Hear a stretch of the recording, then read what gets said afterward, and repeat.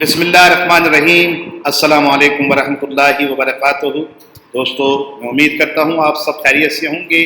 آپ کا میزبان آستان عالیہ المعروف جھنڈے والی سرکار سے حاضر خدمت ہے۔ آج جو ہم آپ کے لیے عمل لے کر آئے ہیں وہ سر درد کے لیے ہے اور بہت ہی مجرب عمل ہے۔ اللہ کے فضل و کرم سے جب آپ اس کو کریں گے تو انشاءاللہ ضرور دعائیں دیں گے۔ اچھا جی، مسئلہ یہ ہے کہ کچھ لوگوں کے آدھے سر میں درد ہوتا ہے اور کئی لوگوں کے پورے سر میں درد ہوتا ہے، تو یہ دونوں طریقوں کے لیے عمل فائدے مند ہے۔ میں آپ کو اس کا طریقہ بتا دیتا ہوں کہ آپ نے کرنا کیا ہے۔ کسی بھی شخص کے اگر پورے سر میں درد ہو تب بھی یہ عمل کر سکتے ہیں، اور اگر آدھے سر میں درد رہتا ہو تب بھی یہ عمل کر سکتے ہیں۔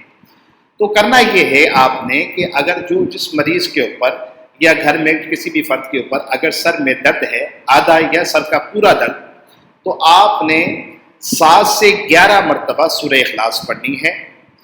11 مرتبہ سورہ اخلاص پڑھ کر 3 دفعہ سر پر پھونک مارنی ہے۔ تو یہ عمل آپ جو ہے وہ 3 دفعہ کریں گے، یعنی 11 دفعہ پڑھ کر پھونک مار دی، پھر 11 مرتبہ پڑھ کر آپ نے سورہ اخلاص پھونک ماری 3 دفعہ، تو تیسری بار بھی اسی طرح 11 مرتبہ پڑھ کر سورہ اخلاص آپ نے 3 پھونکے سر پر مار دی۔ اللہ کے فضل و کرم سے جب آپ تیسری دفعہ یہ عمل کر چکیں گے تو مریض سے آپ حال دریافت کریں گے تو سامنے والا خود کہے گا کہ ہاں اللہ کا شکر ہے، میرے سر کا درد کم ہو گیا۔ تو یہ عمل جو ہے وہ 2 سے 3 دفعہ دہرا لیں، یعنی کہ روزانہ جیسے ایک دفعہ یہ عمل دن میں کر لیا 3 دفعہ پڑھ کر، یعنی 11 مرتبہ پڑھا، پھر دم کیا تو 3 دفعہ یہ عمل دہرایا آپ نے، پھر اگلے دن اسی طرح عمل کو دہرائیے، تیسرے دن بھی اسی طرح عمل کو دہرائیے۔ اللہ کے فضل و کرم سے آدھا سر کا درد یا پورے سر کا درد اللہ کے فضل و کرم سے سورہ اخلاص کی وسیلے سے انشاءاللہ اللہ پاک شفائے کلی عطا فرمائے گا۔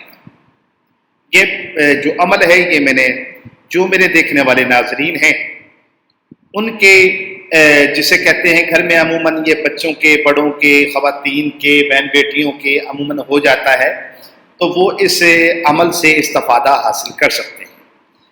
تو میں امید کرتا ہوں کہ یہ آپ کو ویڈیو ضرور پسند آئے گی۔